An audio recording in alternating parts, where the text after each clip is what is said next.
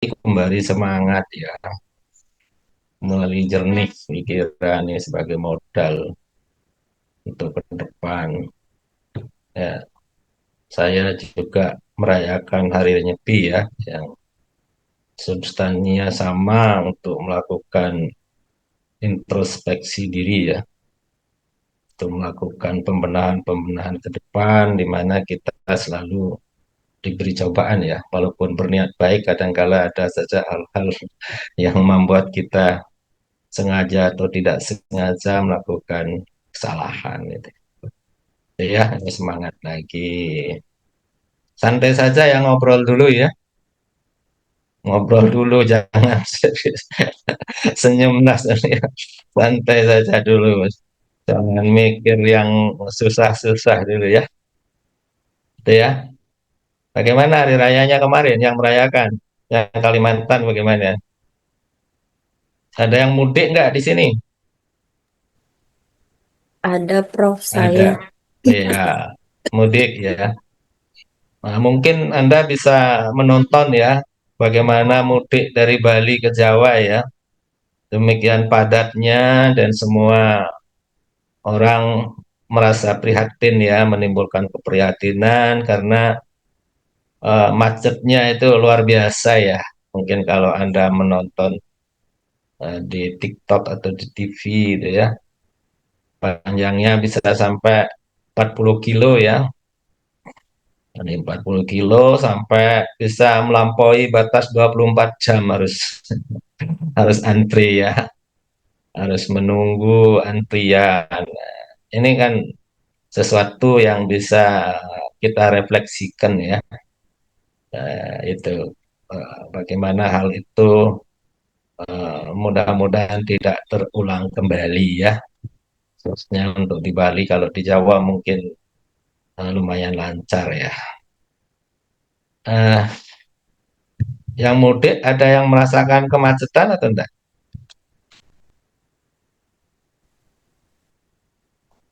Ya, ngobrol dulu, jangan ngomong materi deh, terlalu serius. Jangan mikir teori dulu ya, apa materi kuliahnya. Ayo kita ngobrol dulu deh, ya. Ini pertemuan kedua dengan saya tuh. Ya, kemarin Prof. Edi ya, tapi nggak tahu saya berapa kali beliau bisa mengisi benturan dengan hari raya. Dan untuk saya sebetulnya kan tanggal 21 ya. Nah, nanti itu bisa kita carikan pengganti. Kalau nggak salah sudah dibuat nanti sore jam 6 ya, tapi tidak tetap buka ya. Hanya untuk memenuhi jumlah pelaksanaannya saja ya. Coba ngobrol-ngobrol dulu ya. Kenapa sih orang kok sudah tahu mudiknya nggak nyaman kok mudik ya? Kenapa ya? Coba deh. Mau Ini ketemu nanti ada keluarga kaitannya dengan atau kaitannya keluarga, dengan Prof. tata kelola lah ya. Nggih, monggo gimana? Kenapa kok harus mudik ya? Ngobrol-ngobrol aja ini. Nanti ada Mau kaitannya dengan ketemu harga dengan diri. keluarga pastinya Prof karena momen apa ya momen luar biasa pastinya sangat menyenangkan kalau kumpul walaupun ya Ya. mungkin harus luar biasa effortnya untuk bertemu seperti itu ya. Mungkin begitu Mbak Andi ya. Mbak Andi sepertinya mau ke Sulawesi nih Prof. Iya, Betul. tuh Pak. Kalau Pak Pandu nih nggak mudik dia mungkin. Iya betul ya. Betul. Memang effort bahkan pengorbanan ya. Bahkan ada yang korban ya, ada yang meninggal sampai ya. Luar biasa. Kenapa ya gitu ya? Sepertinya rasional kalah ya dengan emosi ya. Ya, dengan emosional dalam arti apa kerinduan keluarga ya. Itu harus dibayar sangat mahal dengan kejenuhan bahkan ketidaknyamanan yang lumayan berkepanjangan ya gitu. Tiket pesawat mahal Prof juga. Mahal ya itu. Jadi kenapa sih Kalau kalau buat iya, kenapa sih kalau nggak usah mudik gitu ya, merayakan di tempat di mana berada ya. Nah, sepertinya ini sesuatu yang menarik gitu. Ya, tadi sudah dijawab oleh Bu Melati ya. belum latih ya, jadi karena kerinduan dengan keluarga gitu ya. Nah, ini kalau akar apa sainnya itu di mana ini?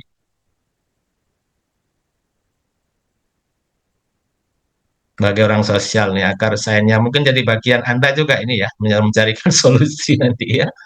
Nah, gitu. Gimana akar sainnya ini, keilmuannya kira-kira. Jadi supaya tidak melihat fenomena itu hanya dangkal saja ya, tapi menjadi problem serius gitu. Pak, siapa namanya nih? Pak Arif nggak belum hadir ya, dia orang orang KS ini ya, mungkin bersentuhan dengan sosiologi juga ya. Ini yang latar belakang Pak Pandu dari tourism ya, buat Pak Pandu juga punya perspektif sendiri nih dengan fenomena mudik ini. Pak Pandu punya perspektif sendiri dari konteks pariwisata ya. Nah, kalau dari teman-teman lain backgroundnya dulu eh, publik ya, S2-nya ya, satu S2 publik ini ya. Dan ini problem apa gitu. Kalau sosiologi melihatnya sendiri. Sosiologi, psikologi sosial ini kaitannya sangat erat ya dengan fenomena mudik. Nah, bagaimana?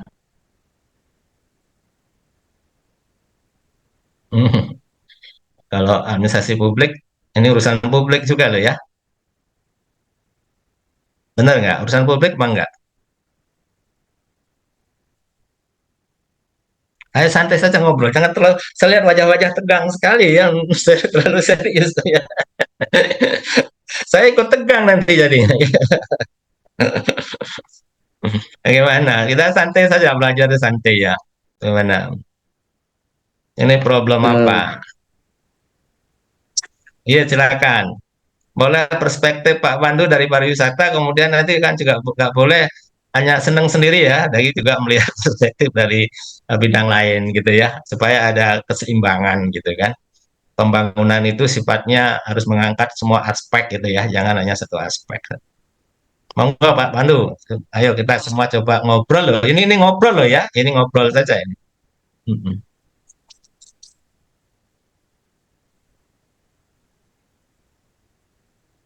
Mm.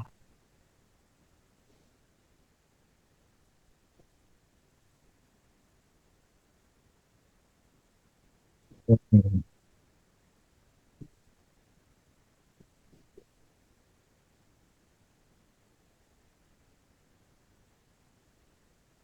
Iya.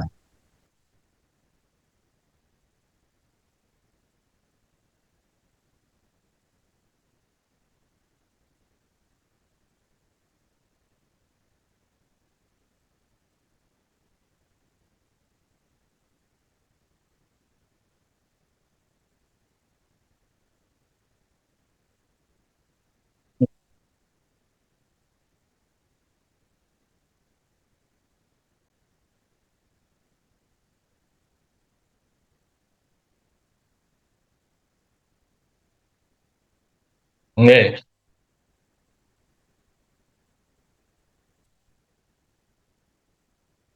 Ya, baik sekali. Memang ini intinya kan dari konteks sosiologis ya, sosiologi ya.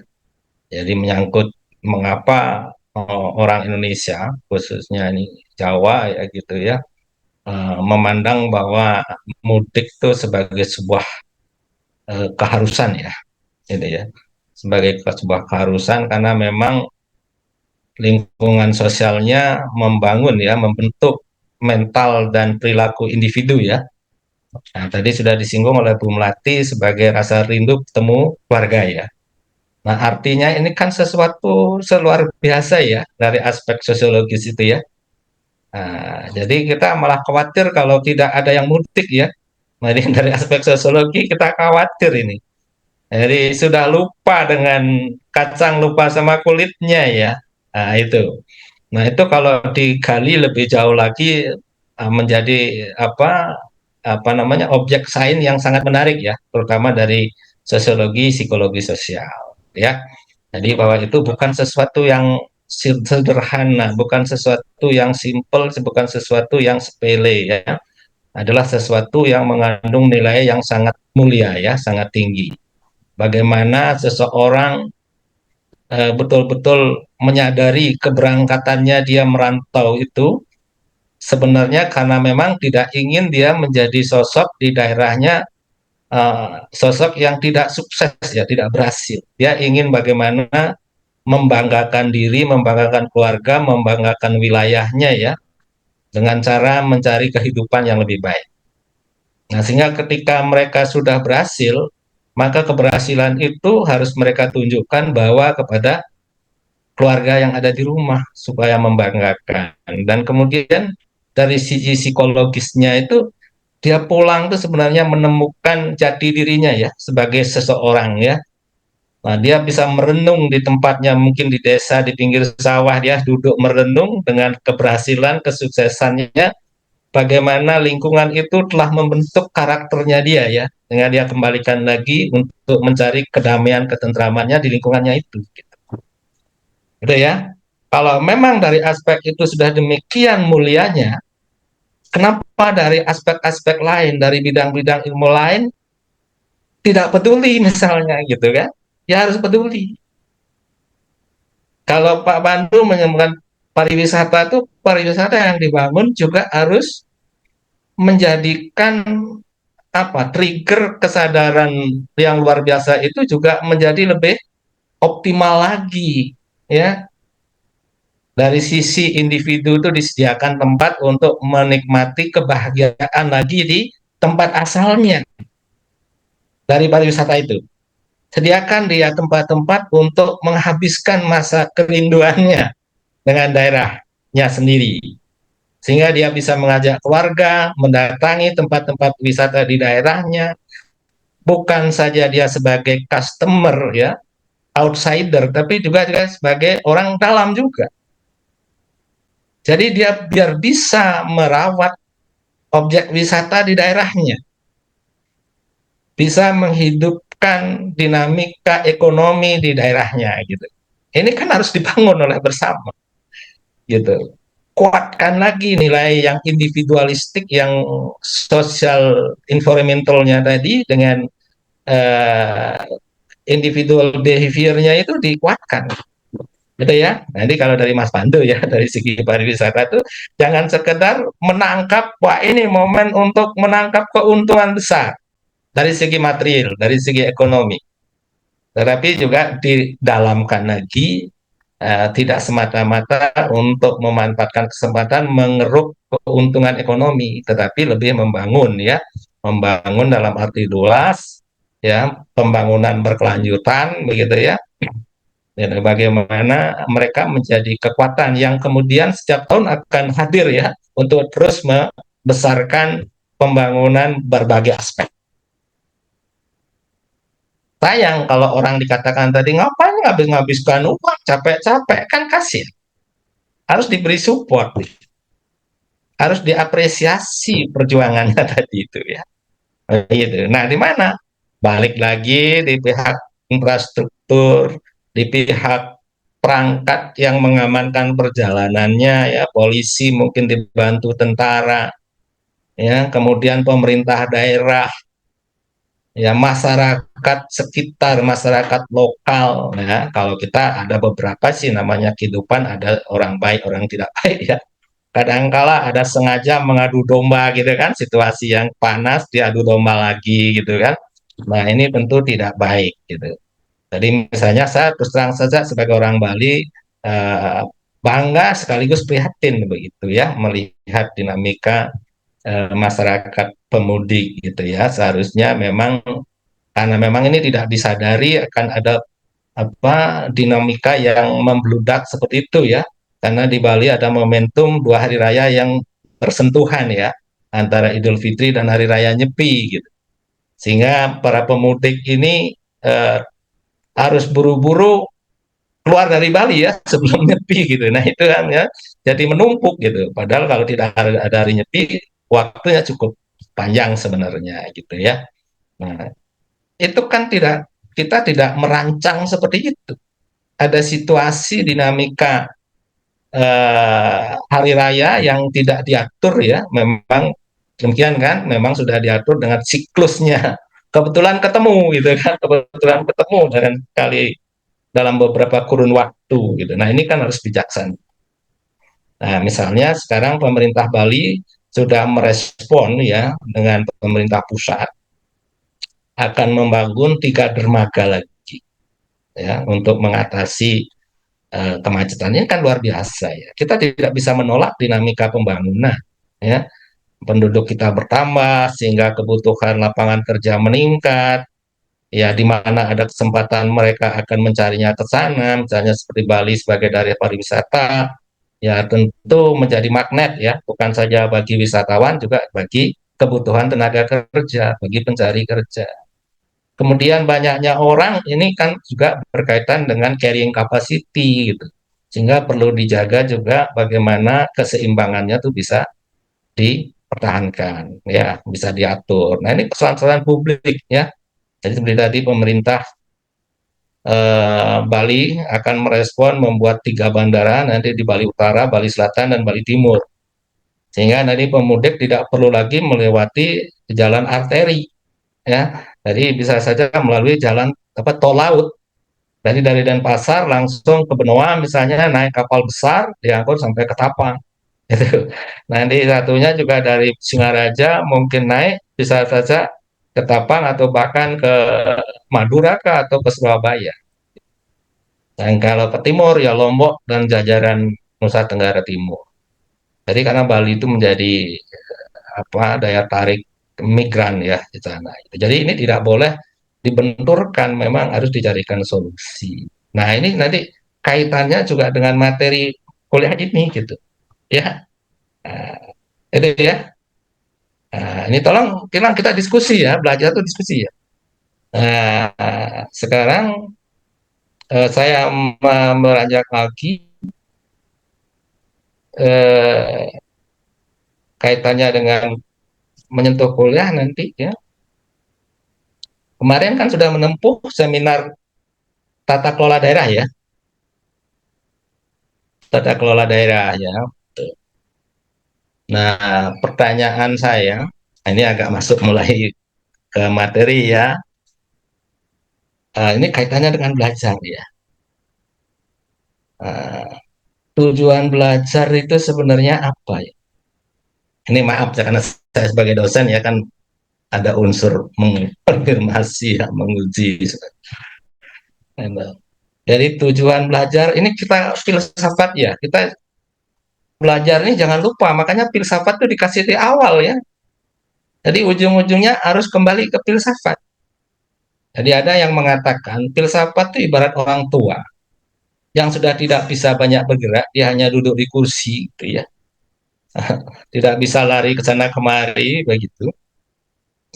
Tetapi lain dengan anak muda yang sangat dinamis ke sana kemari lari gitu. Ya, apalagi zaman sekarang ya. Jadi orang tua itu dianggap kuno ya. Nah, tetapi pada saat mengalami kesulitan, masalah, nah dia lalu datang ke orang tua untuk menanyakan problemnya. Nah, di situ orang tua akan memberikan apa ya untuk menenteramkan batin, ya, untuk menenteramkan pikiran, untuk menyederhanakan pikiran yang ruwet. Ya, sebenarnya kamu terlalu panik melihat terlalu kompleks. Nah, sebenarnya simple ini saja gitu ya. Misalnya. Ibaratnya sama waktu belajar juga. Kita harus kembali ke filsafat. Gitu. Jadi filsafat itu bukan dalam artian perdebatan para pemikir ya. Gitu. Biarkan para filsafat berdebat dalam berpikirnya, mencari kebenaran ya. Nah, kalau mau belajar filsafat secara deskriptif historis silahkan diikuti bagaimana perdebatan itu terjadi. Tetapi kita sebagai pembelajar, sebagai orang yang menggunakan, ya kita ambil saja poin-poin yang kemudian menjadi kesimpulan ya, akhir dari proses perjalanan sejarah filsafat itu. Begitu. Nah, sejarah itu panjang. Ya, ini Pak Arief ulang sudah datang tadi bicara sosiologi ya, belum sih saya tanyakan ya. Gitu. Sejarah itu panjang. Tapi kita tidak mengikuti hasil-hasil perjalanan sejarah itu sepanjang perjalanan sejarah itu sendiri. Gitu ya Pak Arif ya. Nah, kalau kita harus ikuti cerita dari jam per jam, gitu ya, hari per hari, diskusi per diskusi, perdebatan tuh panjang saja. Gitu ya, sehingga kita tidak begitu. Kita ambil saja apa poin-poin yang kemudian dapat memberikan satu pegangan, ya, dari hasil perdebatan tuh intinya apa, gitu. Ya. Nah, sekarang pertanyaan saya, kita semua dosen, guru ya. Saya malah orang yang anti guru ya dulu ya. Gak mau banget jadi guru ya. Diajar kuliah di FKIP itu gak mau ya sama temen-temen dulu.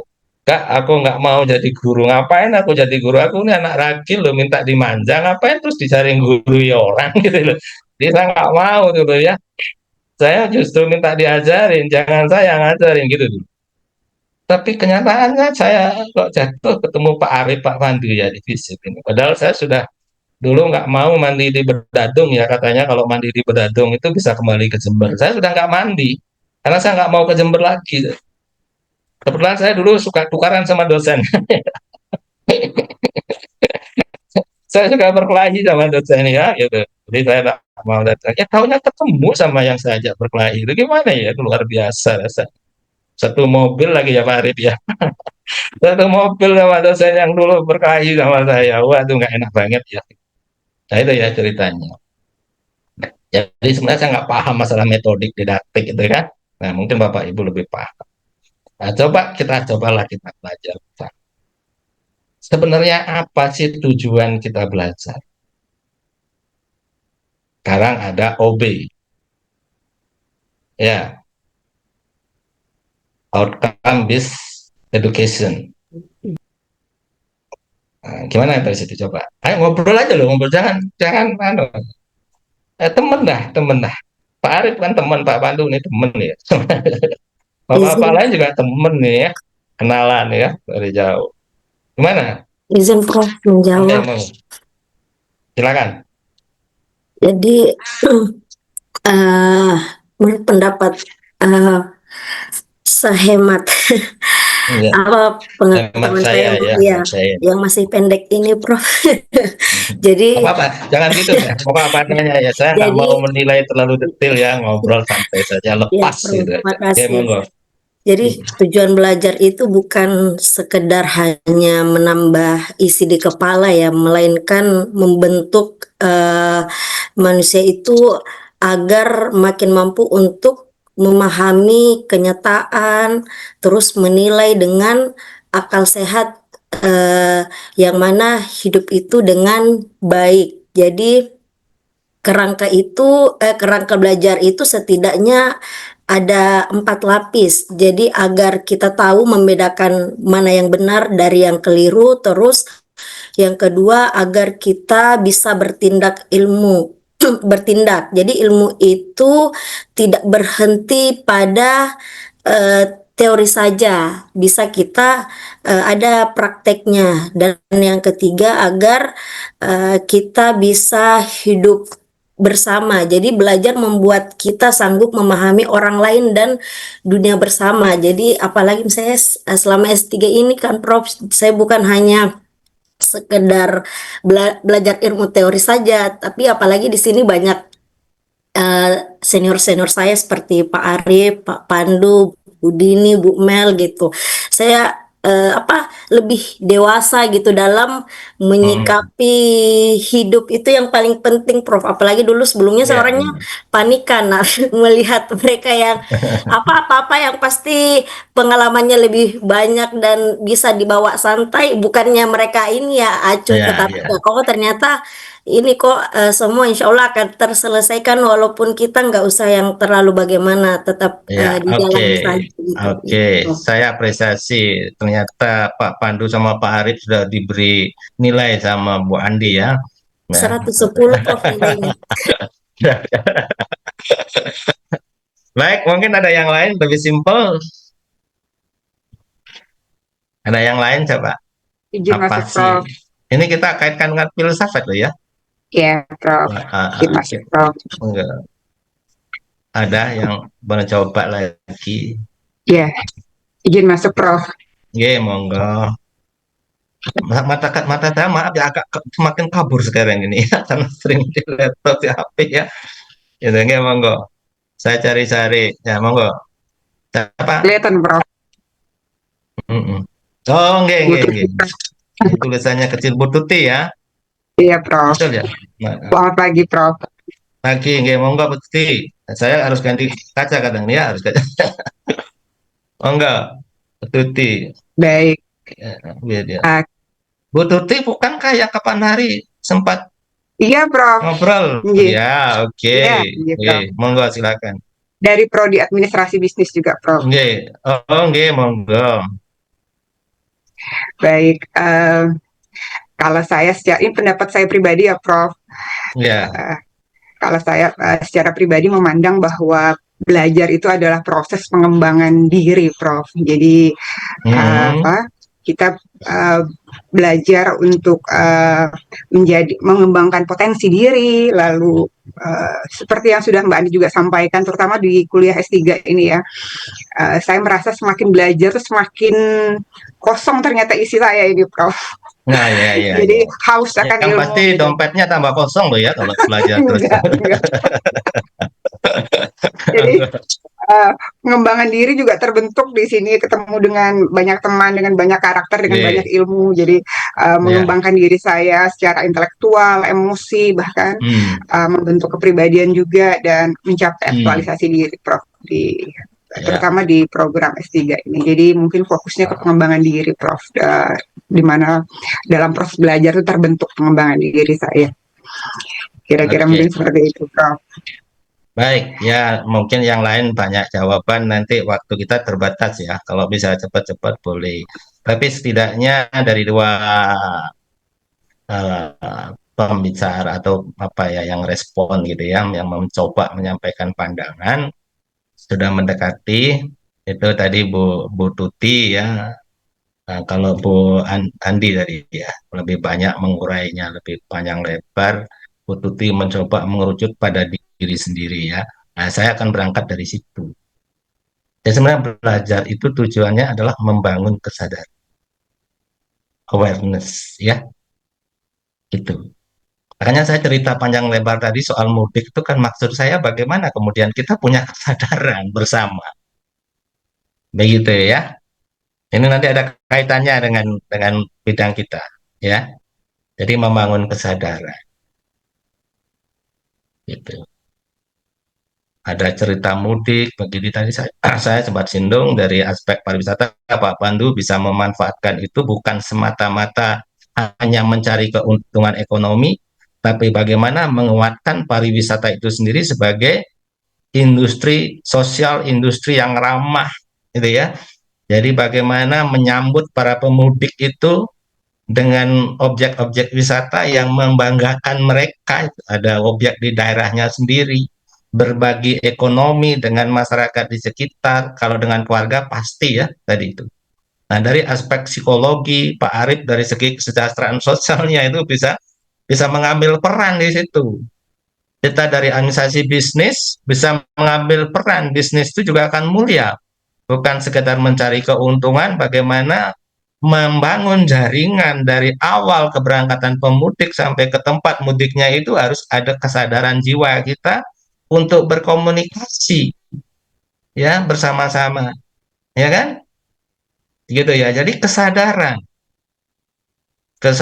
kita akan apa yang terjadi di sekitar kita ya.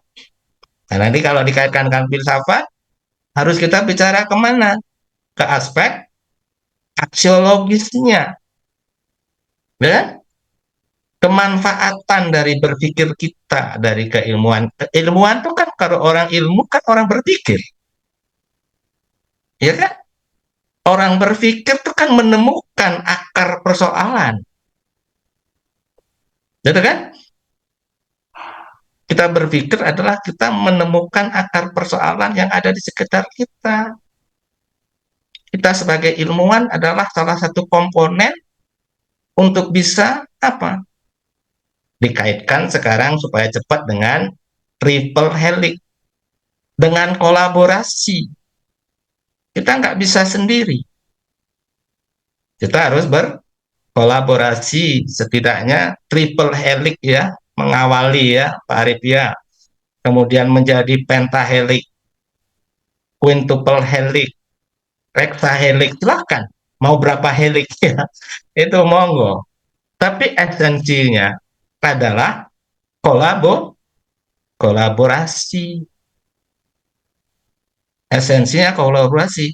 Urgensinya apa? Kesejahteraan hidup bersama. Kan simpel saja sebenarnya.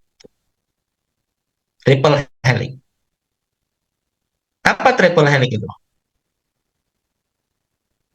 Nah, kita ini kan sudah sama-sama ya. Jadi ilmu kita tuh sama loh, sabuk hitam semua sebenarnya. Jadi bukan S1 ya. Kita sama-sama sudah sabuk hitam ini ya. Hanya levelnya sedikit di antara kelas sabuk hitam saja ya. Apa? Apa esensi dari urgensi dan esensi triple helix kolaborasi di situ? Apa?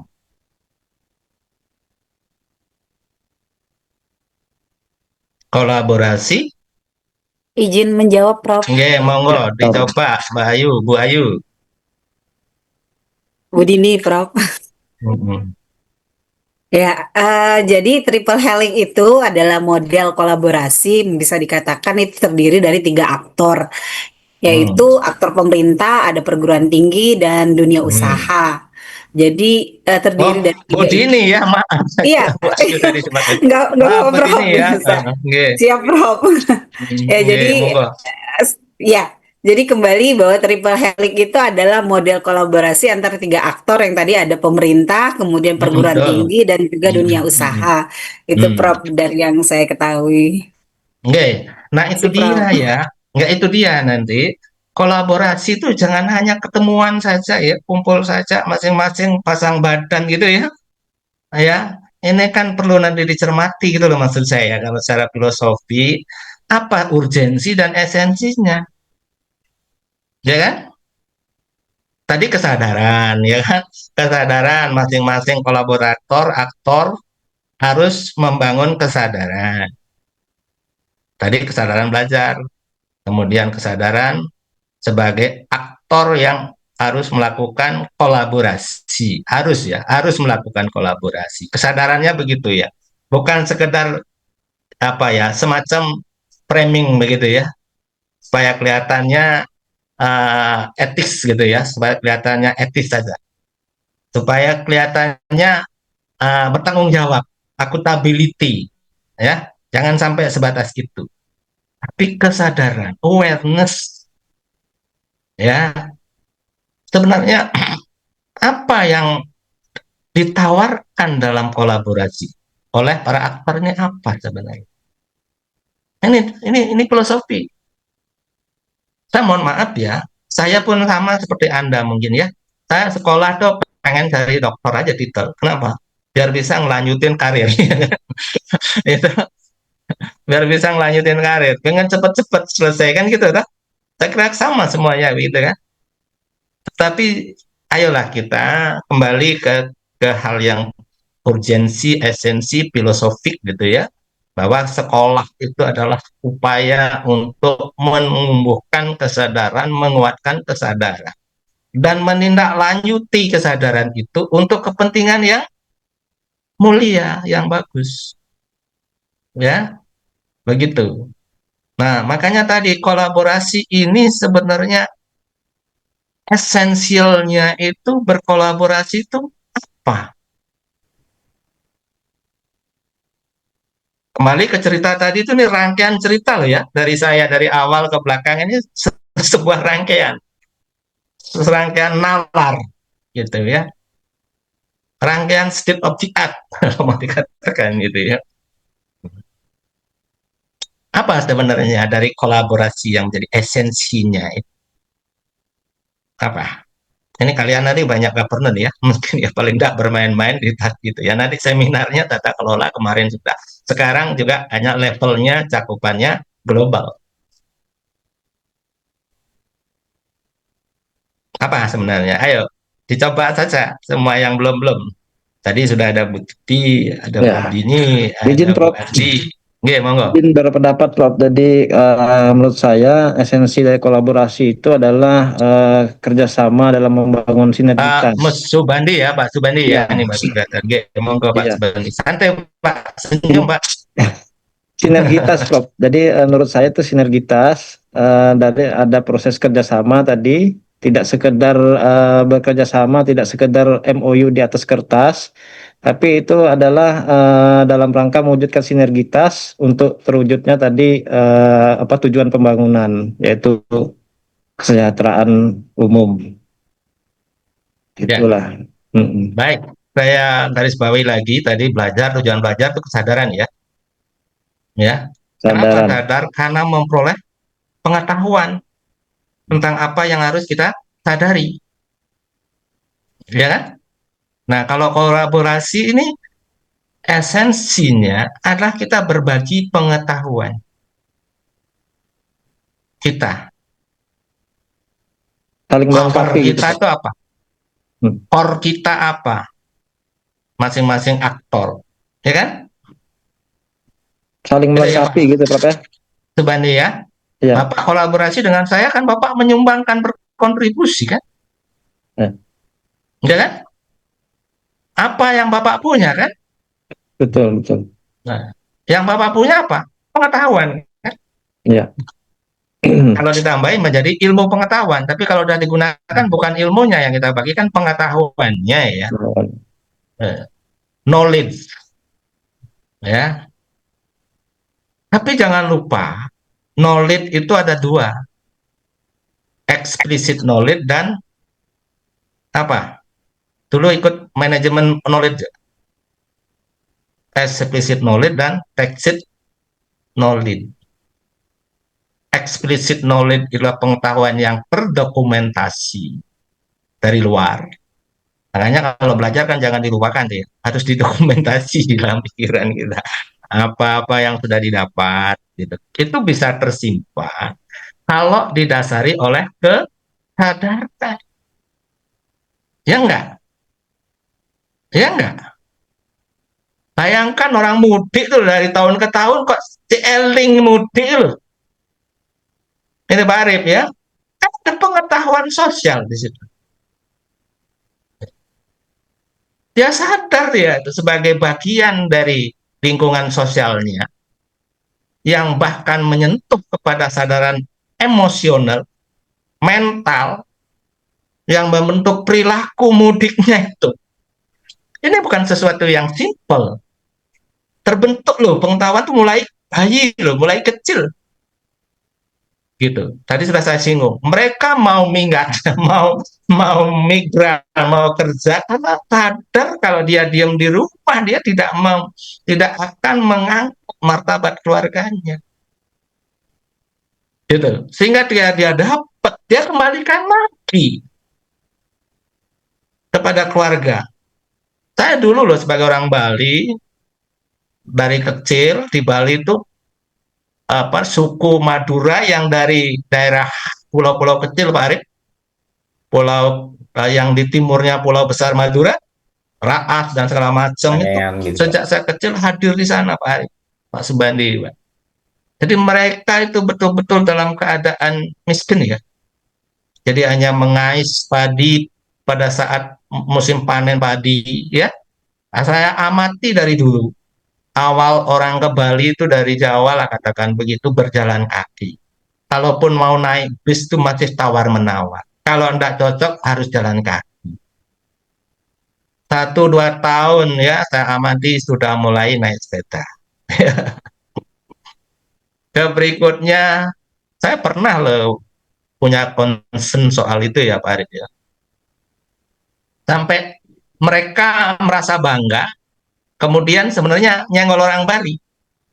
Pak saya di Bali awalnya tuh hanya jual bakso loh Pak. Saya ditolong sama orang Bali, disuruh nginep di rumahnya, gitu. Itu seorang guru. Kemudian saya berhasil lama-lama saya membuat bukan satu rombong, saya buat beberapa rombong dan mendatangkan orang untuk berjualan. Jadi bos lama-lama. Kemudian saya lama-lama bisa beli mobil.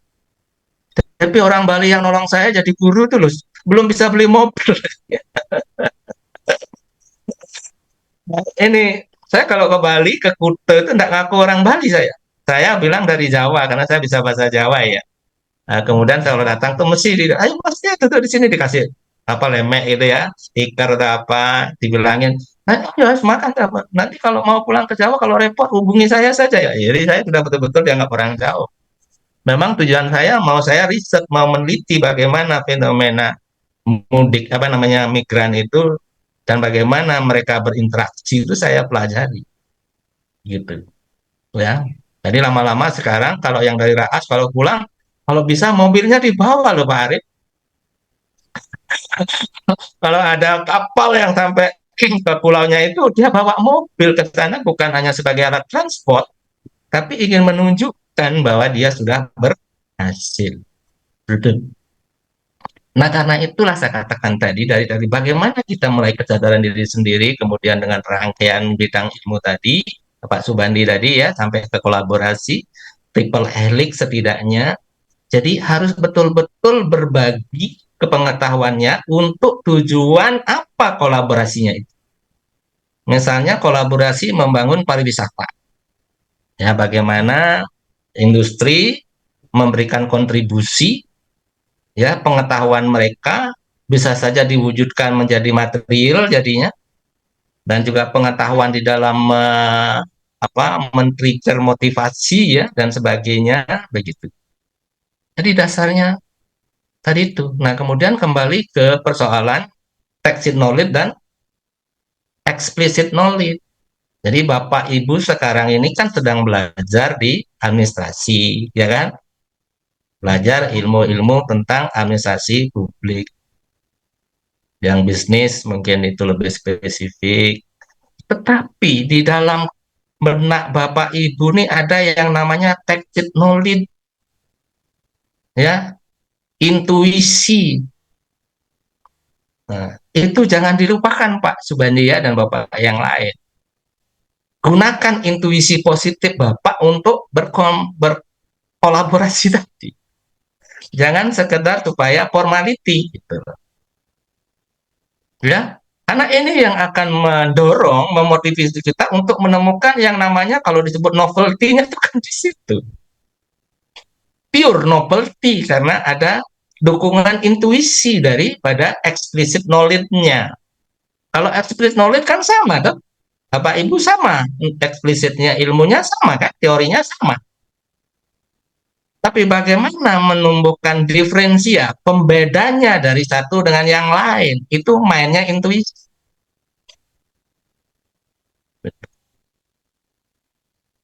Bukan tidak ilmiah, tapi intuisi itu men-trigger untuk menggali keilmiahannya lebih dalam lagi, menemukan. Gitu ya. Bisa dipahami ya? Oke. Sekarang kalau sudah bisa dipahami, dari kemarin mata kuliah seminar tata kelola dan peningkatan daya saing daerah, apa yang sudah Bapak dapat ya berupa kesadaran, mungkin satu persatu boleh berkomentar ya. Karena nanti masuk internasional, kita tingkatkan lagi ya, tingkatkan lagi apa spektrum cakupan keluasan eh, bidang diskusinya. Bagaimana? Coba disampaikan hasil telah akan mengikuti kuliah kemarin seminar, apa yang Anda dapatkan berupa sebuah kesadaran. Bagaimana? Nanti supaya ini nyambung yang kedua. Dan internasionalnya kan berangkat dari enggak satu persatu giliran ya. Saya mulai ya, Prof. Nggak, boleh giliran ya, semua Iya, ya, monggo. iya. Terima kasih, Prof. Oke. Ini berdasarkan apa yang kita dapat kemarin sih, Prof. Iya. Kalau kemarin di satu semester itu kami lebih banyak ke proses ya pendampingan yang Hmm. dilakukan oleh para dosen Oke. untuk bisa anu menyusun cara berpikir yang sistematis Iya, sehingga betul. itu bisa kami rumuskan dalam sebuah tulisan Hmm. ilmiah yang layak diikutkan dalam seminar nasional atau layak untuk dipublish dan Iya. diikutkan dalam kegiatan-kegiatan seminar nasional dan internasional. Ke situ, Prof. Yang Oke. saya dapat. Oke. Harapan saya jangan pada perihal teknis ya.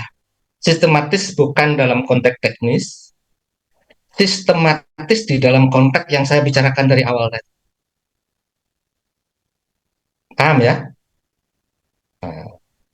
Coba diarahkan pemahaman Anda walaupun kemarin belum, coba dikaitkan, coba dikaitkan dengan cerita saya dari awal tadi sampai berujung pada soal kolaborasi yang esensialnya adalah berbagi keilmuan, ilmu yang berterisi dari tacit knowledge dan explicit knowledge. Jadi, monggo Pak Arif, terima kasih sudah menyampaikan apa adanya. Kemudian sekarang ada apa ya dari itu yang perlu kita diskusikan. Silakan yang lainnya. Izin masuk, Prof. Ya, monggo, belum Ya. latih. Jadi yang saya dapatkan setelah belajar tentang mata kuliah seminar nasional kemarin, Mhm. pastinya terutama mengamati atau melihat sesuatu itu secara kritis seperti itu, Prof. Jadi, Yes. ya bagaimana kita bisa mengkaji, menganalisa, memahami sebenarnya permasalahan ini apa yang mendasari terjadinya Coba sesuatu. dibalik kalimatnya, jangan keluar, tapi ke Hmm. dalam. Paham ya? Jangan Maksudnya seperti sebenarnya, apa? tapi saya. Oh ya, siap, Prof.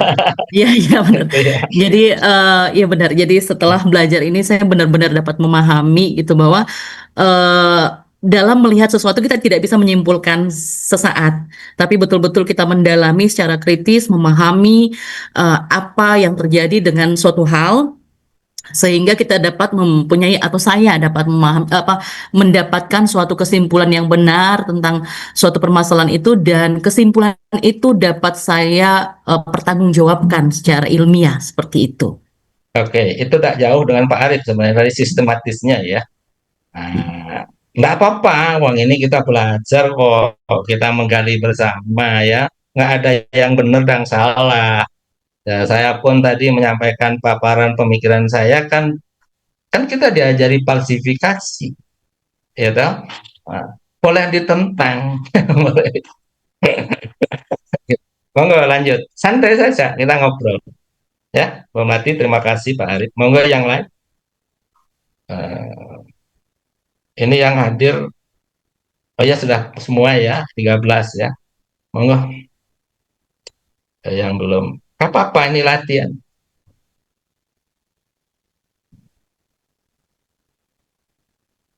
Nah ini siapa ini? Bu, Bu Maulida ini ya, ayo Bu Maulida ini masih. Nah, jangan sembunyi ya semangatnya. Bagaimana Bu Maulida? Ah, baik Pak. Ya, Jadi dari mata kuliah tata kelola dan strategi peningkatan daya saing ini kemarin itu saya menyadari bahwa pengetahuan tentang konsep-konsep dan dalam public administrasi ini tepatnya teori collaborative governance itu ada beberapa apa ya Pak, pengetahuan lah tentang inovasi contohnya triple helix tadi. Jadi saya tuh memahami struktur, konsep, dan pendekatan yang digunakan dalam merancang kebijakan dan strategi penggunaan dalam suatu daerah secara nasional yang terukur. Jadi dari itu karena memang kemarin itu outputnya apa tulisan, dari itu saya jadikan sebuah tulisan yang layak untuk dibaca lah oleh yang lain seperti itu Ya, Pak. oke, makasih ya, Mbak Maulida, responnya ya. Ini kan memang saya baru dimasukkan ya sebagai dosen pengampu di seminar ini juga timbul pertanyaan sebenarnya, ya kan? Nah, beberapa yang sudah berpengalaman di pengampu seminar tata kelola ya, boleh katakan nasional gitu ya, skopnya misalnya seperti Bu Panca ya. Saya tanya apa yang RPS-nya gimana atau SAP-nya gimana gitu ya. Itu nampaknya memang masih belum ada kesepakatan SAP-nya itu seperti apa ya supaya dan outputnya apa sebenarnya yang harus dicapai begitu ya. Nah, itu memang saya juga belum sempat dengan tim yang baru ini bertemu sehingga saya mencoba mencari gitu ya, menggabungkan antara tadi bagaimana pendampingan penulisan paper seminar dengan pemahaman urgensi dan esensinya gitu. Maka saya tadi awali dulu dari urgensi dan esensi. Ya, karena kalau persoalan ilmunya itu kan sudah Anda pelajari sendiri toh. Masing-masing bidang ilmu publik ya kan, tata kelola segala macam itu kan saya nggak paham di administrasi publik kan sudah Anda pelajari. Ya, bukan pada saat ini baru mempelajari, tapi sudah dipelajari di mata kuliah tentang teori-teori publik, administrasi publik. Nah, seminar ini kan sebagai upaya untuk melakukan diskusi. Nah, sekarang bahan diskusinya ini yang jadi persoalan, kan begitu. Bahan diskusinya jadi persoalan.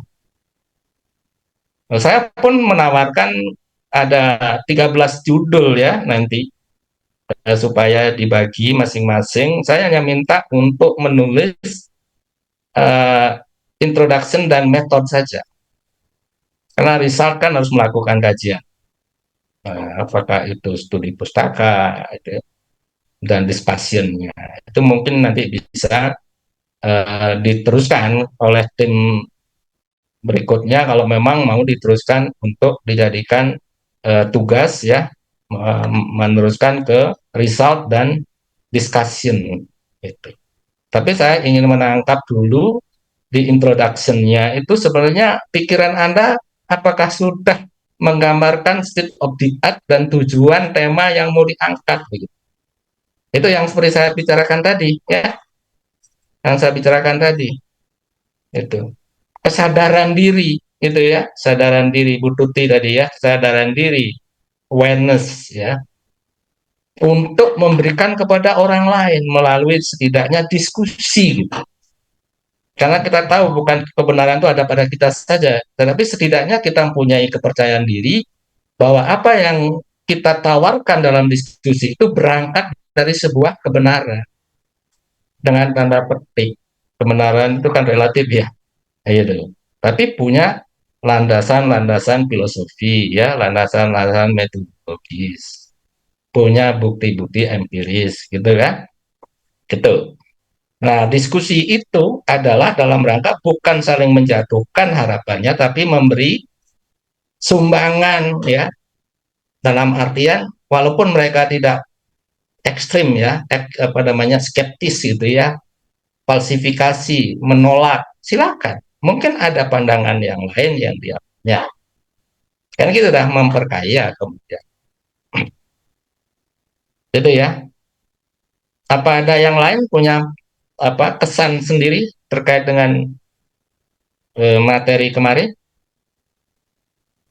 Oke, izin masuk Bapak. Oke, monggo silakan.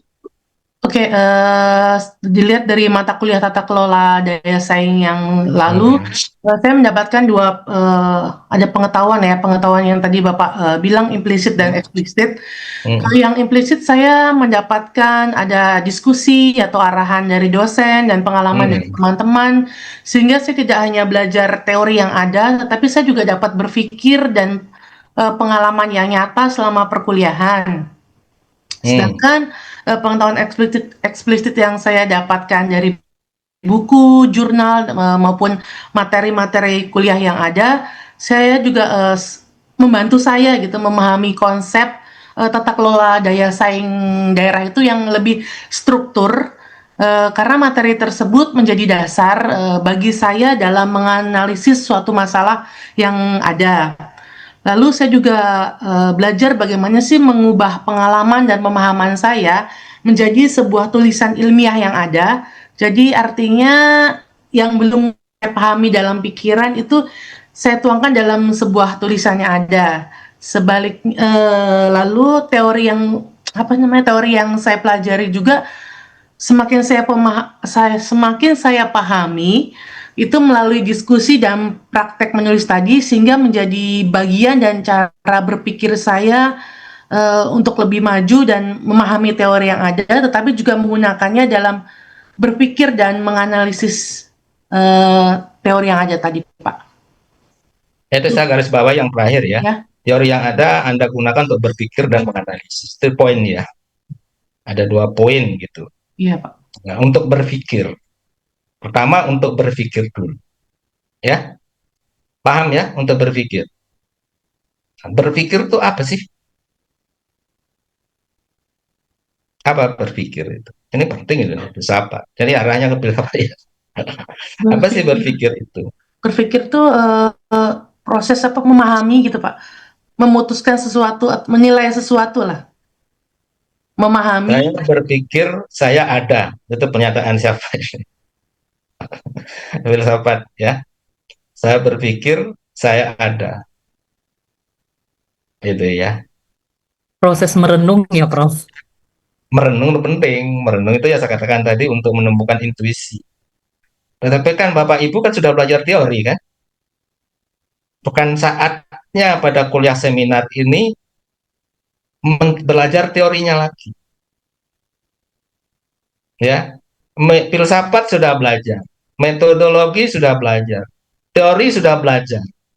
Sekarang kan bagaimana memainkan semua itu dalam seminar ini. Gitu ya. Bagaimana memainkan semua itu dalam mata kuliah seminar ini kan untuk latihan seminar ya, untuk belajar untuk bisa. Nah, sistematikanya ya nggak seperti disertasi ya, minimal IMRAD ya, ada introduction, ada method, result dan discussion, mungkin conclusion.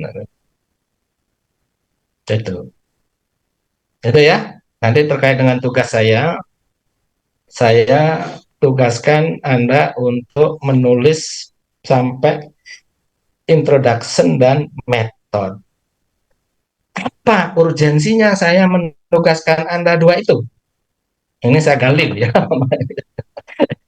Ini S3 kan harus dipancing-pancing. Ini jadi pinter loh, tidak dipancing nggak metu ini. Ya. Jangan bukan lagi saya one way saja ya, tapi saling ini ya. Kenapa saya menugaskan Anda walaupun emrat di luar kepala ya, oh ini sudah isinya. Tapi pertanyaan kritisnya, kenapa saya menugaskan Anda hanya pada 2 aspek ini dulu?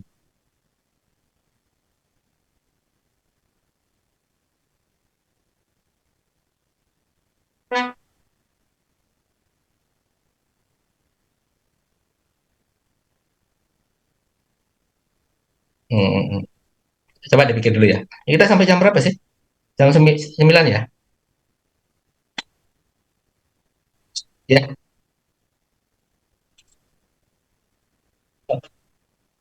Oh, jam berapa ya? Masih bisa lanjut. Jam berapa? Jam 9 ya? Oh, jam 9 ya? Oke, ini sekarang ini jam 8.12 tuh, yang lain tinggal membagi saja ya soal soal apa namanya tugas ya. Coba ini penting ya, ini supaya tulisannya nanti mengarah ya. Kenapa saya harus menugaskan Anda menulis IM-nya saja, introduction dan method.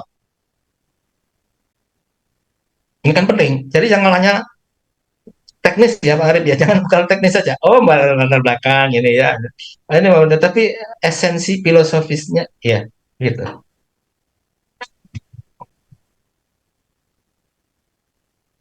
Mungkin Monggo. untuk Prof, agar menentukan arah dari yang mau kita tulis dan bisa membuat validasinya dengan Ya. metode yang kita pilih. Mbak, Oke. mohon maaf, itu hanya yang ada di pikiran saya, Bro. Ya, bagus, bagus. Daripada nggak mau mengungkapkan, ya. Itu betul, betul. Memang mengarah. Sebenarnya kan ada lebih mendalam Ini Prof, lagi. Ya, monggo, monggo. untuk introduction itu kita belajar ontologisnya, untuk di metode itu epistemologisnya, Prof. Mengasah Ya, Pak kemampuan itu. Subandi benar. Benar juga ya. Nah, itu yang saya katakan, jangan hanya pada level teknis. Hmm. Bapak bicara begitu kan karena Bapak tahu ada 3 pilar ilmu ya. Filsafat, ya. Ya, gitu. Pak Arit juga agar menyampaikan. Ada sesuatu yang lebih mendalam. Ada sesuatu yang Bapak mau sampaikan sebenarnya. Kan pertama membuat tema kan, membuat judul kan. Ya, tema itu kan baru belum ada apa-apa ya. Tiba-tiba ada judul ya dari pikiran Bapak. Kan ada sesuatu yang Bapak mau sampaikan sebenarnya. Ada sesuatu yang tumbuh dari kesadaran Bapak tentang sesuatu esensi dari judul itu atau tema itu, ya kan? Walaupun dalam praktek saya rasa kita bingung nyari variabel ya variabel apa ya, kan gitu tuh. Yang ya butuh manggut-manggut ini gitu ya. Kalau dulu S1 S2 bingung golek variabel apa ya mau tak mainkan ini ya. Karena variabel itu menggambarkan pemahaman teori Anda.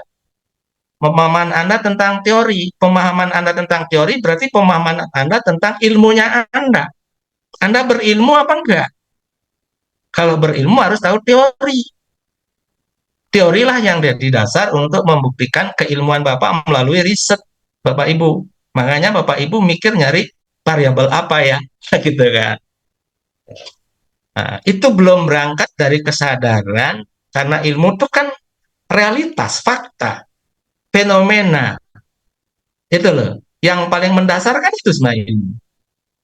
Sesuatu yang ada di sekitar kita. Kemudian kita sadar akan fenomena itu. Itu ya. Ya Pak Arif ya. Itu dulu Pak Arif. Baru Pak Arif membangun judul. Dari pikiran Pak Arif, intuisi tadi. Ya. Baru Pak Arif memikir judul yang kuantitatif, memikir teori karena berangkat deduktif. Ya. Kalau dari kualitatif, induktif, Bapak berpikir tentang fenomena yang menarik. Bapak Ibu berpikir dari fenomena yang menarik. Ya, ini tadi siapa? Mau Lydia ya? Mau Lydia kan yang mau apa itu smart kampung ya? Ya. Ya, Pak. Nah, ini ada teman yang pengen smart kampung tapi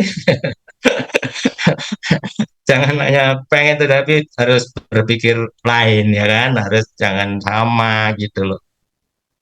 Tuh. Harus berangkat dari kesadaran tadi. Apa yang menemukan kesadaran baru nanti Anda tuangkan dalam tema dulu, dalam judul ya. Dibuat judul ya.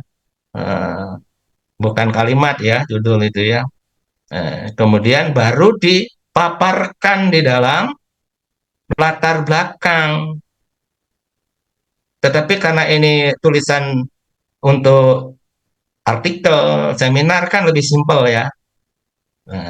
Nah, disitulah yang Bapak Ibu sudah kenal menuangkan state of the art. Ya, bagaimana Bapak Ibu menggambarkan nalar yang dibangun atas dasar kesadaran tentang sesuatu. Kalau kuantitatif sotanya itu dari teori, perbenturan-benturan teori.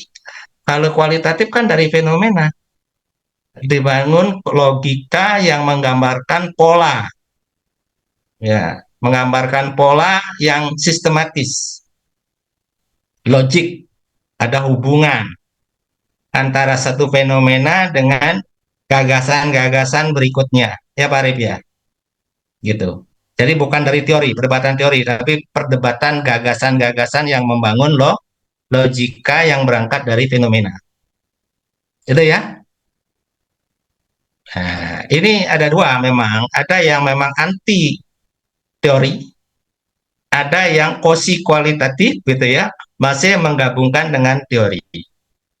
Misalnya kemarin Pak Kosin itu yang anggota Komisi 2, dia memperdebatkan ada kelembagaan, dia perdebatkan teori karena dia tuh bukan pure fenomena, dia tidak melihat BUMD yang bangkrut dan yang sukses, tidak itu yang dianalisis. Tetapi dibaca dari segi kelembagaannya, karena kelembagaan itu kompleks. Bagaimana kompleksitas kelembagaan itu menjerat BUMD itu tidak untuk bisa maju berkembang.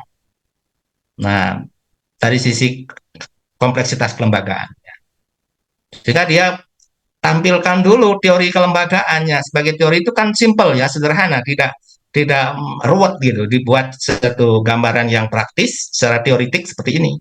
Nah, dari yang simple itu baru mereka bedah ya dengan menggunakan metodologi yang cocok, yaitu subsystem metodologi ya, yang mengekstraksi kompleksitas sistem gitu, sistemik itu melalui SSM itu gitu. Jadi ada persoalan epistemologi gitu ya.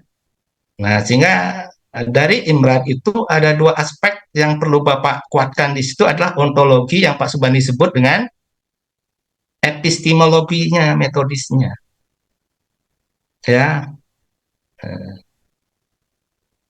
Kalau Imran kalau riset dan discussion itu kan menggiring persoalan perdebatan epistemologik, tetapi mengarah kepada aksiologinya, kemanfaatannya. Benar nggak manfaat ini bisa dicapai dengan cara menggunakan epistemologi seperti itu dan metodenya itu. Itu loh Pak, yang dibangun itu kesadaran ilmiahnya di situ, kesadaran filosofis, bukan teknis. Kalau teknis itu sayang sebenarnya. Saya itu bukan orang yang sehebat ini juga ya, tetapi saja berangkat dari proses untuk menumbuhkan kesadaran seperti ini proses. Nah, inilah saya bagi kepada Anda semua. Saya tidak mendampingi teknis, tapi saya mendampingi kedalaman berpikir. Ya, mengajak Bapak Ibu untuk melihat fenomena, kemudian membangun kesadaran, kemudian bagaimana kesadaran itu dikontribusikan melalui kapasitas keilmuan kita. Begitu. Ya, begitu. Sehingga nanti harapan saya Bapak Ibu mengerjakan disertasi itu dengan nyaman, dengan enak. Gitu ya. Jadi jangan diganggu oleh kekuatan yang tidak positif dari ambisi, dari emosi, ingin cepat selesai. Begitu. Tapi kalau Bapak Ibu sudah benar menemukan jalan itu dengan rambu-rambunya yang jelas, Bapak Ibu malah lancar nanti. Gitu loh. Ya, analogikan kalau Bapak Ibu bepergian, jangan mikir cepat sampai Surabaya, tapi memahami trek jalan itu dengan dengan rambu-rambunya ya. Itu. Kalau sekarang pakai AI, pakai Google Map, itu hati-hati bisa dibawa ke tengah sawah. Tapi kalau kita benar-benar melihat rambu-rambu yang ada di jalan, memahami pentingnya rambu-rambu, mudah-mudahan kita selamat sampai tujuan, tidak perlu ngebut saat rame ada rambu-rambu, pelan-pelan, kecepatan maksimal 30 kilo ya diikuti. Ya, jangan lalu ngebut gitu. Ini tikungan turun tajam ya harus juga diwaspadai. Nah, kalau panjang jangan menggunakan rim tok ya, harus gunakan brake Pak Arif? remangin lah bahasanya, pakai mesin ya untuk mengurangi persneling gitu kan, jangan sampai panas remnya. Gitu ya. Jadi itu saya kira mudah-mudahan harapan saya memberikan diskusi ini ya untuk membangun kesadaran tadi ya, kesadaran diri dalam artian tanggung jawab moral ya, kemudian etikanya dari belajarnya tadi, dari berbagai ilmu yang dipelajari, dari metodologi, kemudian yang lebih dalam esensialnya filsafat gitu ya. Nah, itu mudah-mudahan ini menjadi pegangan Bapak Ibu ya, semua di dalam menapaki proses pendidikan ini ya, supaya segera bisa lancar dan nyaman perjalanan. Jangan sampai nanti plagiarisme ya, nanti kan nggak baik gitu. Oke. Nah, ini ada sedikit saya sampaikan apa namanya pola mana dia ini.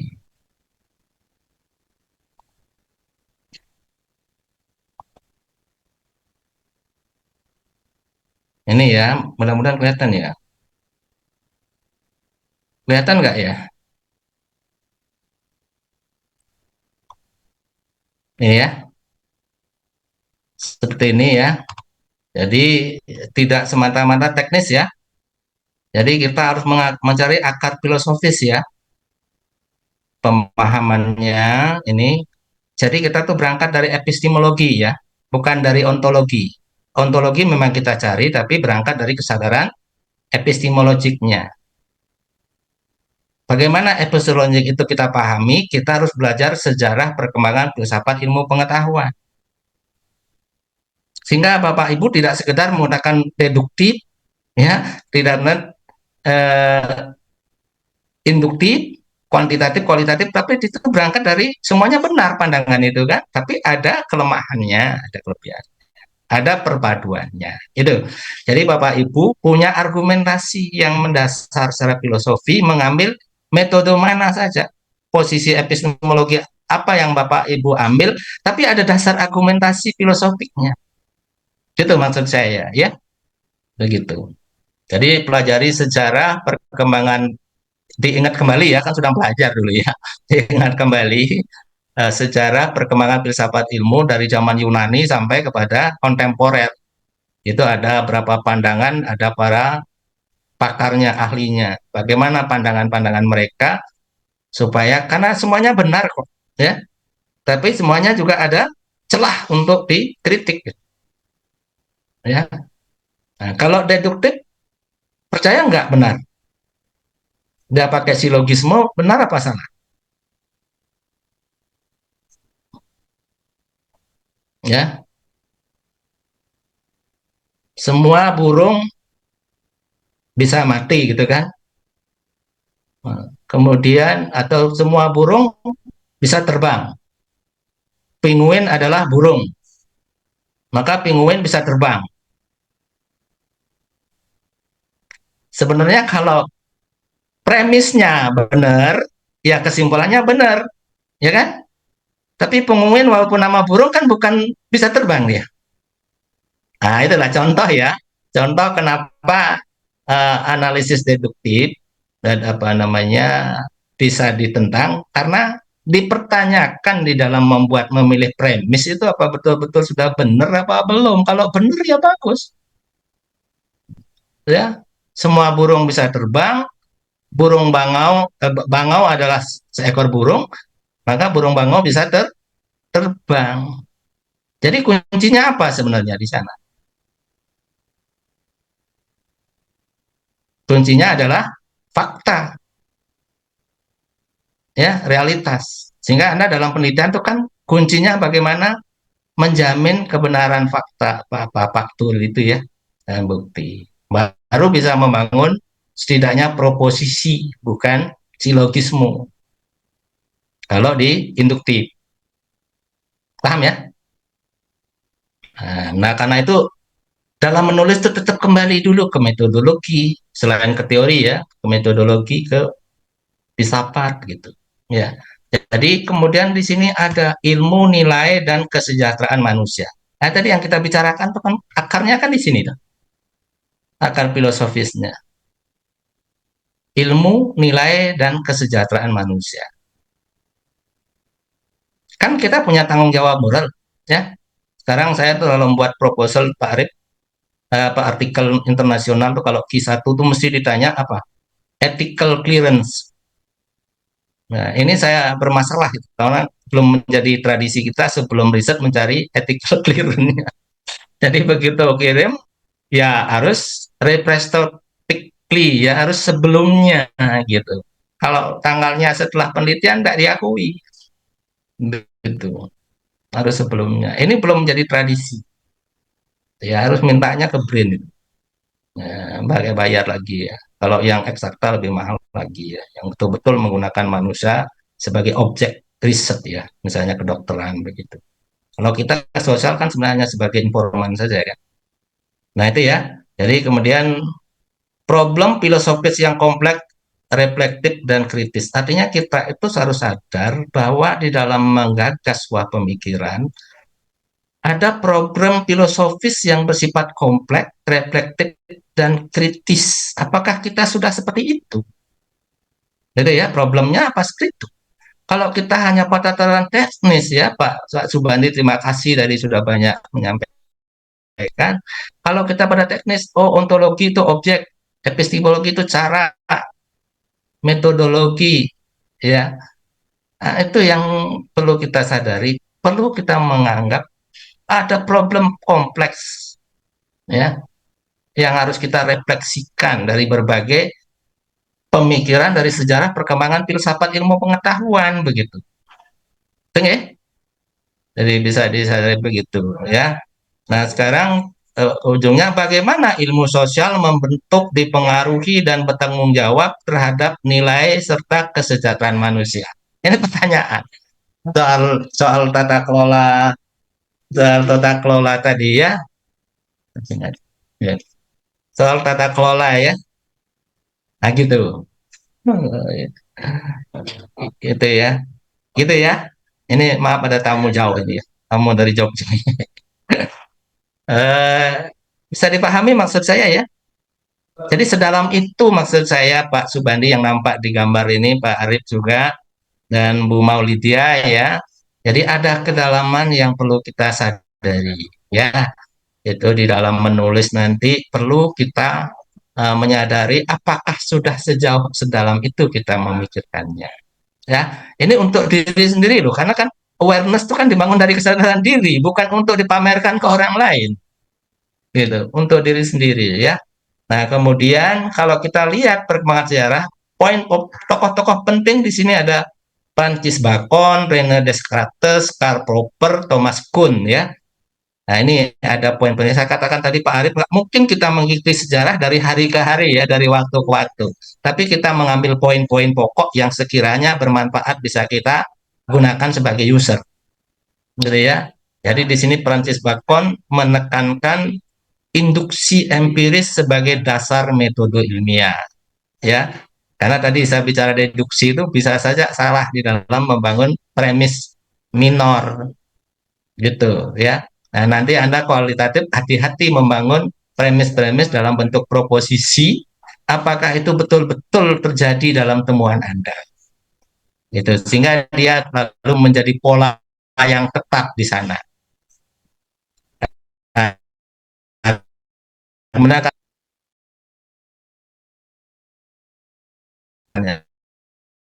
tidak terjadi sebenarnya ya. Nah, itu tantangannya, tantangan itu. Kemudian kalau Descartes menekankan rasionalisme metode deduksi yang tadi itu. Kalau dia deduksinya benar, ya benar kesimpulannya. Semua burung bisa terbang. Bangau adalah seekor burung, maka bangau pun bisa terbang. Jadi premisnya nyambung. Tapi kalau tadi yang jadi premis minornya adalah penguin nggak bisa terbang ya gitu. Gitu ya. Maka itu yang dikritik oleh Bacon. Saya pakai induksi, harus ada empiris dan dibuktikan. Kemudian Karl Popper dia menekankan prinsip falsifikasi, ya, bisa ditentang. Ilmu itu bukan sesuatu yang final, sesuatu yang bisa direvisi, diperbaiki, gitu ya. Itu nggak final, nggak absolut. Gitu. Jadi para filsuf ini memberikan apa ya, cara berpikir yang mencari kebenaran sesungguhnya. Ilmu itu dulu pandang absolut, tapi kemudian sifatnya relatif, gitu. Ya, gitu. Kemudian Thomas Kuhn, perubahan ilmu melalui paradigma apa ini, shift paradigma. Jadi ada pergeseran, tetapi tidak merupakan sesuatu yang mulus, ya, yang langsung berkaitan satu sama lain. Walaupun dia merupakan perjalanan sejarah, tapi bisa saja satu elemen paradigma itu berbeda, begitu. Bukan karena lanjutan, tetapi menemukan sesuatu pandangan baru, gitu, ya. Misalnya kalau di administrasi publik ada mulai Old Public Administration, IPA, kemudian New Public Administrasi, apa itu, MPM, NPS, IPA, dan seluruh dan governance, ya, itu sesuatu yang bukan lanjutan, tapi memang ada pemikiran, kesadaran yang baru di situ. Gitu ya. Nah, ini penting untuk melihat. Kemudian ada 5 poin dari tinjauan filsafat, refleksi historis, memahami asal-usul metode ilmiah. Bapak menggunakan induksi, deduksi harus paham asal-usulnya bagaimana. Mengapa menggunakan? Karena tahu asal-usul, gitu ya. Bukan sekadar tiba-tiba memakai, itu ya, bukan teknis. Kemudian analisis epistemologis, ya, menentukan kriteria pengetahuan ilmiahnya. Kan ada kriteria, ya. Kalau kualitatif pakai kriterianya bagaimana, kalau kuantitatif kriterianya bagaimana. Itu. Kemudian kritik metodologis, memperbaiki metode penelitian. Jadi metode itu boleh diperbaiki, gitu. Tidak mati-matian dipertahankan, ya. Jadi bisa direvisi, bisa diperbaiki. Kemudian pengembangan metodologi baru, ya, mendukung penelitian interdisiplin modern. Jadi karena interdisiplin bisa saja ada tawaran dari bidang ilmu yang satunya, ya, begitu. Apalagi peran disiplin, ya. Itu ya, ya. Jadi interdisiplin, multidisiplin,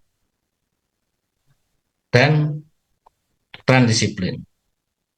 Nah, kemudian lalu baru dari ini berangkat Bapak Ibu ke arah governance, good governance, public administration, dan public policy. Nah, esensinya adalah bagaimana pemerintah daerah mengelola sumber daya dan kebijakan secara apa ini tertutup, ya, secara responsif dan inklusif untuk mencapai tujuan pembangunan. Bagaimana? Tapi gagasannya dari Bapak Ibu. Gagasannya dari Bapak Ibu, kemudian karena kolaboratif tadi, Bapak hanya menjadi satu komponen dari triple helix, tidaknya hanya dari aktor akademisi punya gagasan. Nah, di sini penting mengajak aktor lain yang saya singgung tadi, harus berbagi pengetahuan sesuai dengan kewenangan dan kompetensinya. Begitu, ya. Jadi perlukan sinergi antara berbagai aspek. Sinergi itu tadi sudah Pak Subandi sebut singgung. Sinergi yang sesungguhnya itu apa? Sinergi itu adalah sinergitas energi. Sinergitas itu penggabungan, energi itu pengetahuan, power. Jadi, ya, pengetahuan apa yang disumbangkan, dikontribusikan di sana. Nah, pengetahuan itu bisa bentuknya ada physical evidence-nya, ada bentuk fisiknya, ya, ada uang, ada material, gitu ya. Kemudian faktor utama daya saing daerah adalah kualitas institusi dan tata kelola. Ini perlu dilihat bagaimana kualitas institusi dan tata kelolanya. Infrastruktur dan konektivitasnya bagaimana? Kalau Jember ini nggak ada pelabuhan terbang, mau mengembangkan pariwisata gimana, ya? Gitu ya, susah, ya. Gitu. Infrastruktur itu, ya, dan konektivitas itu penting. Nanti kalau ada jalan tol Situbondo Jember, lain lagi ceritanya, ya. Kualitas sumber daya manusia ini penting sekali untuk mencari dari resource based view-nya, manusia-manusia yang mempunyai value. Inovasi dan teknologi ini tidak bisa ditolak zaman digitalisasi. iklim investasi ini dari bagaimana respon di dalam perizinan ya, dan juga apa izin lingkungannya ya, respon masyarakat lokal. Nah, kemudian urgensi yang tantangan strategis minat internasional dan tata kelola daya saing daerah mencakup poin ini ya, pertukaran pengetahuan dan best practice yang kita perlu tunjukkan ke level global menghadapi tantangan globalisasi dan kompetisi antar wilayah, integrasi global dan adaptasi lokal, apa namanya, lokalisasi, diferensiasi ya, sebagai keunggulan kompetitif. Ya, ini perlu digali di daerah seperti Bali itu punya keunggulan kompetitif dari seni dan budaya lokal itu bisa dikembangkan ya. Kemudian reduksi resistensi sosial dan kultural terhadap penetrasi global. Ini kalau di Bali ada di Pegeringsingan itu mereka menolak penetrasi modern ya. Nah, itu. Kemudian strategi hibridisasi budaya, dinamika kekuasaan ekonomi, inovasi berbasis konteks lokal, tadi yang saya singgung, fleksibilitas dan organisasi sebagai kunci. Nah, ini ya ada judul, 11 judul nanti dibagi ya. Nah, saya kira itu waktunya supaya tidak lewat nanti. Nah, itu nanti bisa dipahami apa perlu saya bagikan itu tadi kerangka berpikirnya. Nggih, Prof, kalau Iya. diperkenankan. Ya, boleh, tapi dikembangkan lagi ya. Nanti semester depan Pak Arif buatkan saya ya. Nanti ada perkembangan. Nah, itu ya intinya itu ya. Nah, itu bukan sesuatu yang sempurna ya Pak Arif dan lain-lain ya. Nah, itu boleh ditentang, boleh dikembangkan ya. Tapi setidaknya saya berpikir untuk menyiapkan apa yang mau saya bagi kepada Anda. Ya. Nah, itu ada 13 judul, silakan dibagi. Ya, dibagi, dikerjakan minggu depan, kuliah minggu depan sudah selesai. Saya minta komentar masing-masing untuk menyampaikan apa yang ada di introduction dan metodenya. Poinnya saja. Ya, itu untuk memastikan bahwa Anda sudah layak untuk saya percaya ya, sudah siap. Mungkin studinya nggak perlu lama-lama, cukup 2,5 tahun saja ya. Itu ya. Bagaimana? Setuju? Sepakat?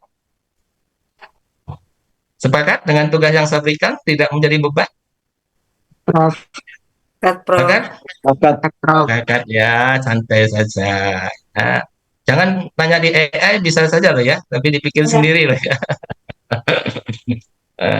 AI itu saya gunakan untuk teman diskusi kok.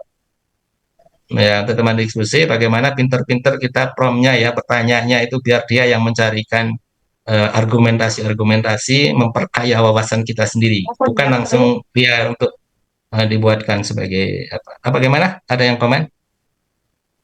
Nggak ada ya? Bagaimana? Ada pertanyaan atau komentar? Cukup ya? Bagaimana? Sudah cukup?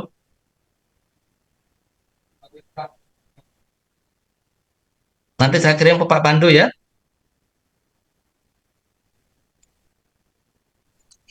Hmm. Gitu ya, nanti silakan Pak Pandu membagi biar dia milih dulu yang paling gampang ya. Memilih judulnya. Kuliah kuliah lagi. Ya? Kuliahnya ada masuk lagi.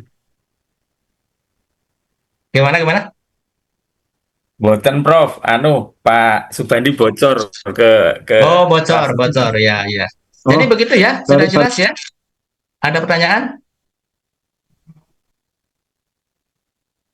Ada 10 judul, silakan berbagi, membuat masing-masing, setidaknya untuk minggu depan selesai membuat introduction dan method. Oke, gitu ya. Jadi gampang aja dah kuliahnya, sekali ini aja saya ngomong banyak ya. Nanti saya mendengarkan. Saya sudah berbagi ilmu sedikit ya. Cukup ya. Oke, nanti kalau ada sore mungkin dibuka kuliah itu hanya presensi ya, tidak perlu tatap muka supaya genap 3 kali pertemuan. Jadi ketemu minggu depan, tetap pagi ya, karena saya kalau malam biasanya kalau ngomong kenceng-kenceng terus saya nggak bisa tidur. Nah, jadi saya takut nggak bisa tidur nanti, makanya saya pindah pagi. Ya, nah, apalagi yang Kalimantan kan jam 8 kan sudah sampai jam 9 ya malam ya di sana ya. Gitu. Ya, besok minggu depan tetap jam 7 ya. Jam 7 saya konfirmasi saja bagaimana Anda menyampaikan introduction dan metode yang mencerminkan aspek metodologis yang melandasi pemikiran tentang tata kelola dan strategi apa strategi peningkatan daya saing ya. Nah, jadi ada 3 subjek ilmu di situ ya. Tata kelola, ya kan? Strategi bersaing. Nah, tentu dalam bicara strategi kan apa ada di situ gitu ya, menjadi objek strateginya tuh apa di daerah. Yang mau dikembangkan perencanaan tentang apa di situ. Gitu. Nah, terkait dengan judul ya tema tadi. Ya masing-masing ada apa tadi itu. Misalnya ada tata kelola adaptif dan inovasi sebagai determinan daya saing. Berarti ada apa? Ada poin-poin ya, poin-poin tata kelola inovasi ya yang menjadi determinan gitu kan, menjadi unsur ya yang harus dimainkan. Paham ya? Misalnya satu judul itu saja. Determinan. Kalau matematik kan ada determinasi ya. Nah itu. Jadi unsur-unsur yang mempengaruhi. Nah itu bagaimana dimainkan. Itu. Kemudian judul kedua misalnya eh, ada 2 apa ini? Ada di sini ya. Ada yang smart governance ya. Jadi mungkin smart governance ini Maulidiyah bisa cocok ya. Kemudian strategi berarti lebih kepada strategiknya bagaimana dalam tata kelola daerah agar mampu meningkatkan daya saing global gitu kan, ini levelnya global. Apa yang berjalan, apakah mengkomparasi dengan negara lain, apakah memang ada produk lokalisasi itu yang akan dikuatkan sehingga mempunyai daya saing global gitu ya. Jadi penguatan-penguatan itu tonjolkan di introduction-nya ya, tonjolkan di introduction-nya sebagai state of the art kalau di kualitatif, bukan dari teori tetapi dari fenomena dan bagaimana Anda membangun nalar-nalar logika yang kemudian membentuk pola. Jadi ya, pola itu kemudian bisa nanti di coding ya, lalu bisa dikonseptualisasikan begitu. Belum sempat, tak tutup. Oh ya. Oh iya.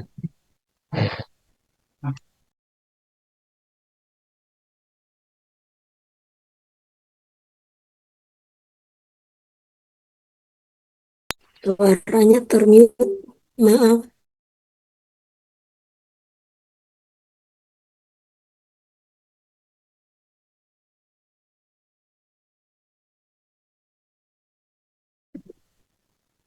Izin Prof, suaranya Prof.